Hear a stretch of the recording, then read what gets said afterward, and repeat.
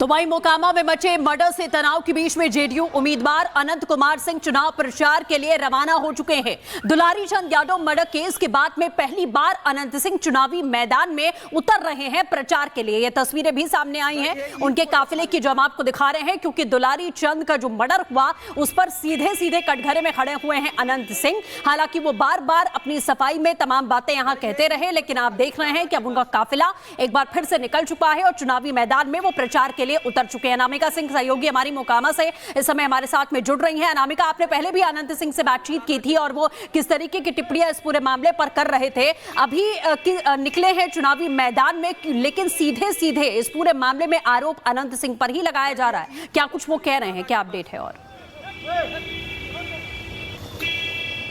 और देखिए, अनंत सिंह पर नामजद एफआईआर की गई है। एफआईआर में अनंत सिंह का नाम डाला गया है, उनके समर्थकों के नाम डाले गए हैं। लेकिन इस वक्त जहां मेरी मौजूदगी है वो अनंत सिंह का वो हिस्सा है जिसे अनंत सिंह का किला भी कहा जाता है। कारगिल का ये मार्केट है, बाढ़ का उनका ऑफिस है। सामने वो जो आप देख रही है कार्यालय, वो उनका ऑफिस है, वहीं पर वो बैठते हैं। हालांकि इस घटना के बाद से आज वो पहली बार क्षेत्र में निकले हैं। ग्रामीण का चूंकि इलाका है, ये बारिश का मौसम है, लिहाजा आज वो कुछ इलाकों को, ग्रामीण इलाकों में वो जाने वाले चुनाव प्रचार के लिए हम भी उनको फॉलो कर रहे हैं। ये जो पूरी की पूरी मार्केट देख रहे हैं आप, अनंत सिंह की ही बनाई हुई है और बहुत सारे जो यहाँ पर लोग हैं वो उनके समर्थक भी हैं। आपको ऊपर झंडे लगे दिखाई दे देंगे जेडीयू के, बीजेपी के।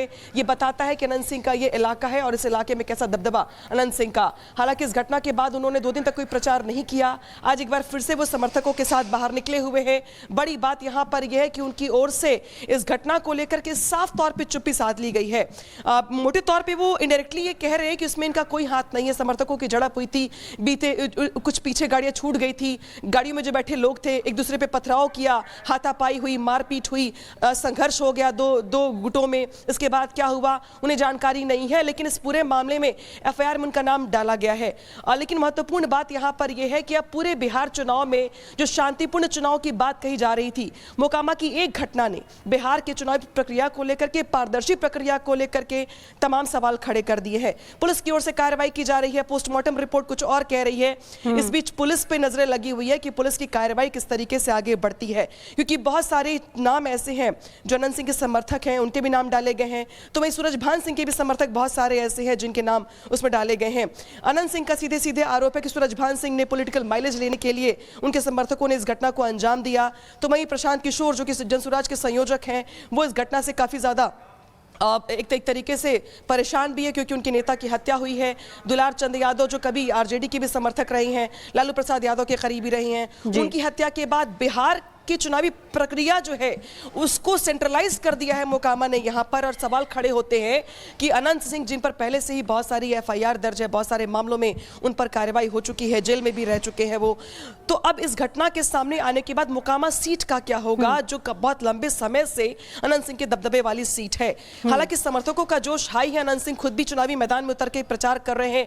आज इस घटना के बाद पहली बार वो क्षेत्र में निकले हुए हैं, हम भी उन्हें फॉलो कर रहे हैं, जानने का ये प्रयास करेंगे, उनसे बातचीत कि जब इस घटना को अंजाम दिया गया, तो जब दोनों पक्षों के समर्थक एक ही रास्ते से गुजर रहे थे, काफिला गुजर रहा था, तो उस काफिले में ऐसा क्या हुआ, इस घटना को अंजाम देने में कौन कौन लोग थे, उन 10 गाड़ियों में कौन लोग बैठे हुए थे। सूरजभान सिंह के समर्थक कुछ और कह रहे हैं, इनके समर्थक कुछ और कह रहे हैं, पुलिस की एफआईआर कुछ और कह रही है, पोस्टमार्टम रिपोर्ट कुछ और कह रहा है। और इन सब के बीच बिहार चुनाव की फर्स्ट फेज की वोटिंग, जिसमें मोकामा सीट भी शामिल है, 4 दिनों के बाद चुनाव प्रचार यहां पर थम जाएगा। 6 को यहां पर वोटिंग होनी है। और वोटिंग होने के पहले इस घटना ने इस पूरे इलाके में एक बार फिर से तनाव का माहौल ला दिया है। देखिए, आपको घर तो बहुत सारे दिखाई देंगे, लेकिन बात करने को कोई तैयार नहीं होगा आपसे। सभी देखिए, सब लोग आपको छत पे दिखाई देंगे, लेकिन जब आप इनसे बात करने जाएंगे तो ये आपसे बात करने से इनकार कर देंगे। बेशक बड़ी घटना है, इलाके में तनाव है, शांति तो है लेकिन तनाव भी है। इस तनाव के बीच लोगों की चुप्पी है। अनंत सिंह इस प्रचार के लिए निकले हुए हैं। बेशक उन्हें सवालों से दो चार होना ही पड़ेगा कि जो एफआईआर की गई है उनके खिलाफ, वो यूं ही तो नहीं की गई है। जो समर्थक थे उनके, वो किसकी? बिल्कुल अनामिका, जैसा आपने कहा कि सवालों के जवाब तो देने ही पड़ेंगे, क्योंकि एफआईआर में नाम भी शामिल हो चुका है। अमृत हमारे साथ बने लगातार पोस्टमार्टम रिपोर्ट को लेकर। अमृत, जो खुलासे यहां पर सीधे सीधे हो रहे हैं, मतलब दोनों ही समर्थक आपस में भिड़ते हैं। जो गोलियां चली वो इतनी नहीं चली, लेकिन मारपीट इस कदर की गई कि फेफड़े फट गए, पसलियां टूट गई, यानी कि हत्या की ही पूरी प्लानिंग की गई थी। यह समझा जा सकता है कि इतनी ज्यादा मारपीट हुई है। बिल्कुल, बिल्कुल बिल्कुल, आपने बिल्कुल सही कहा। सीधे तौर पर यही समझेंगे, यही एक इशारा है, क्योंकि गोली भी चली है और गाड़ी भी चढ़ाई गई है। उनके जो समर्थक हैं वो बता रहे हैं, जब दुलार चंद यादव, पीयूष प्रियदर्शी जो जनसुराज के प्रत्याशी हैं उनके साथ थे, तब जो कुछ भी हुआ उन्होंने बताया। लेकिन उससे पहले मैं आपको बता दूं कि पोस्टमार्टम रिपोर्ट जो सामने आई है, जो कि 4 डॉक्टरों की एक मेडिकल बोर्ड थी, 3 डॉक्टर पोस्टमार्टम 3 डॉक्टरों ने मिलकर किया, एक सीनियर थे, उनमें से एक अजय जो है, डॉक्टर अजय, उनसे अभी हमारी बातचीत हुई है। उन्होंने पहली बात तो ये कही है कि काफी देर के बाद डेड बॉडी आई थी, इस वजह से थोड़ी मुश्किल हुई। इसके बाद पूरे शरीर का एक्सरे किया गया, गोली लगी है, पूरे शरीर पर चोट के निशान है। हमने खुलकर पूछा कि जो चोट का निशान है वो क्या हल्का है, कि क्योंकि कई दफा गिर जाने से भी चोट के निशान आते हैं, कई दफा, क्योंकि उनके समर्थक ये बता रहे हैं लगातार कि वो गिरे नहीं, बल्कि वो गाड़ी से बाहर आए थे, पथराव हो रही थी और उसके बाद वहां पर गाड़ी चढ़ाई गई थी, फिर गोली भी चलाई, पहले गोली चलाई गई फिर गाड़ी चढ़ाई गई। तो ये तो स्पष्ट बिल्कुल अमृत, पूरा इस्तेमाल किया गया, गोली चलाई गई, गाड़ी चढ़ाई गई, यानी पूरी कोशिश यही थी। तो मोकामा में जनसुराज समर्थक यानी कि दुलार चंद यादव की हत्या के बाद चुनाव आयोग इस समय एक्शन में है। चुनाव आयोग ने बिहार के डीजीपी से दुलार चंद मर्डर केस में विस्तृत रिपोर्ट की मांग की है। इस मामले में ताजा अपडेट क्या है आपको दिखाते हैं इस खास रिपोर्ट के जरिए।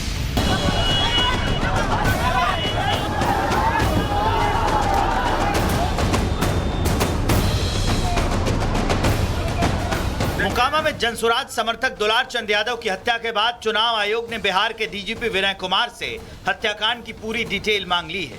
चुनाव आयोग इस मामले में सख्त रवैया अपना रहा है, लेकिन जो सवाल इस वक्त मोकामा में मुंह बाए खड़ा है वो ये कि दुलार चंद का हत्यारा कौन है। ये सवाल इसलिए अहम है क्योंकि इस कत्ल को लेकर जिन 2 लोगों का नाम सामने आ रहा है, उन दोनों ने ही आरोपों को सिरे से खारिज कर दिया है।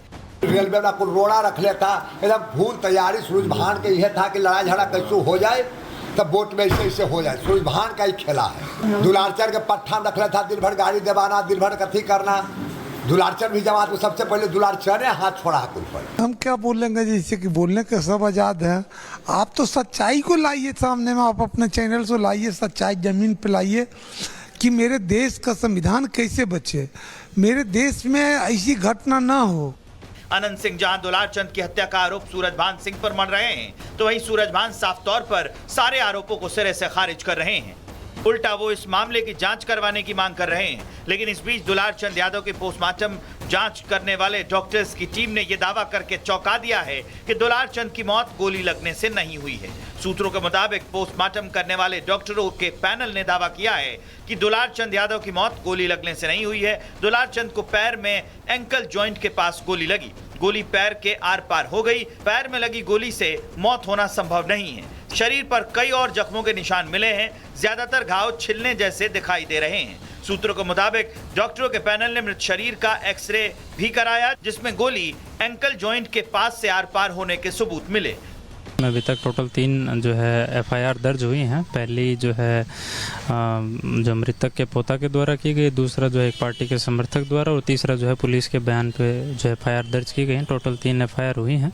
उसमें अभी इन्वेस्टिगेशन और जो आगे का कार्य अभी चल रहा है। 2 जो है वीडियो फुटेज और जो साक्ष्य हैं उनके आधार पर 2 व्यक्ति की अभी तक पहचान हुई है, जिनको हम लोगों द्वारा डिटेन किया गया है। अनंत सिंह के खिलाफ भी कोई FIR दर्ज हुई? हाँ, उसके जो मृतक के पोता हैं उनके द्वारा जो है उनको जो उनके दादा की मृत्यु हुई है उसमें नामजद अभियुक्त बनाया। फिलहाल पुलिस को भी दुलार चंद यादव की अंतिम मेडिकल रिपोर्ट का इंतजार है, जिसके बाद ही पुलिस आगे की जांच की दिशा तय करेगी। लेकिन पुलिस के लिए चुनौती दुलार चंद के हत्यारों के साथ साथ मोकामा में कानून का इकबाल कायम करने की भी है, क्योंकि शुक्रवार को मोकामा और बाढ़ के बीच पंडारक में फिर से कुछ ऐसा हो गया जिसने दुलार चंद यादव के समर्थकों का गुस्सा बढ़ा दिया और ये सवाल खड़ा कर दिया है कि मोकामा में पुलिस का राज है या अपराधियों का।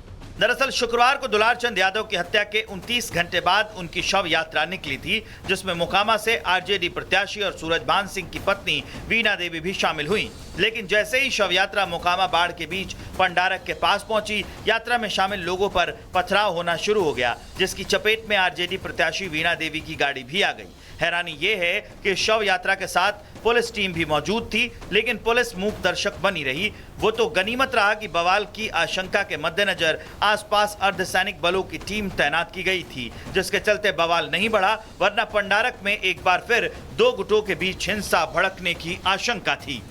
हम लोग 5-6 बजे मराठी में स्कूल में खाना खा रहे थे, अपना प्रोग्राम खत्म करके तब हमको मोबाइल पर कुछ लड़का आकर के नींद दिखाया कि देखिए ऐसे ऐसे हो गया। फिर हम लोग वहाँ पर जो हमारा प्रोग्राम था उसको बंद करके मोकामा आ गए घर। फिर थोड़ा देर बैठे, एकदम लग रहा था कि मेरा दिमागे नहीं काम कर रही, क्या हो गया।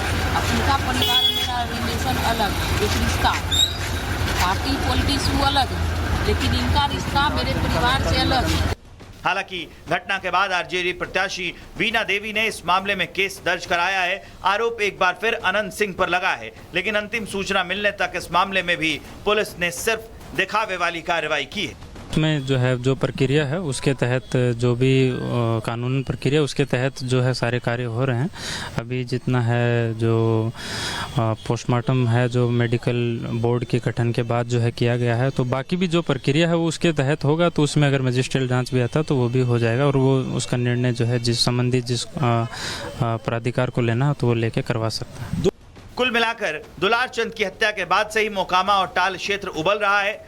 दुलार चंद के परिजनों का सीधा आरोप जदयू प्रत्याशी अनंत सिंह पर है, तो वहीं डॉक्टरों के पैनल के नए खुलासे ने मामले को और ज्यादा पेचीदा बना दिया है। ऐसे में पुलिस की जांच के बाद तय करना होगा कि मौकाए वारदात के वायरल वीडियो में जब अनंत सिंह काफिले से आगे निकलते दिखाई दे रहे हैं तो फिर पीछे वो कौन लोग थे जिन्होंने दुलार चंद यादव पर हमला किया और उन्हें मार डाला। जाहिर है साजिश की जड़ें गहरी है और पुलिस की सही जांच ही इसे पर्दा उठा सकती है। Bureau report, Republic Bharat. इसी बीच एक और बड़ी खबर, दुलार चंद यादव के परिवार की दर्ज एफआईआर से बड़ा दावा सामने आया है, जहां अनंत सिंह ने खुद गोली चलाई है दुलार चंद पर। यह कहा जा रहा है एफआईआर में दुलार चंद के पैर में लगी गोली अनंत सिंह की ओर से चलाई गई और गाड़ी से दुलार चंद को 2 बार कुचला गया है। दुलार चंद के पोते ने हत्या के बाद पुलिस के पास में एफआईआर दर्ज करवाई है, जिसमें वे खुद ही मुख्य गवाह भी बने हुए हैं और उनकी ओर से दर्ज कराई गई एफआईआर में साफ लिखवाया गया है कि अनंत सिंह ने खुद ही गोली चलाई और गाड़ी से कुचला भी अनंत सिंह ने। जो पैरों में गोली लगी है वो अनंत सिंह के द्वारा चलाई गई है। ये दुलार चंद के पोते जो मुख्य गवाह भी हैं इस पूरे मामले में, उनकी ओर से दर्ज पुलिस की एफआईआर में ये सब कुछ मेंशन किया गया है। ये तमाम बड़ी बातें सामने एफआईआर से अब सामने आ रही हैं।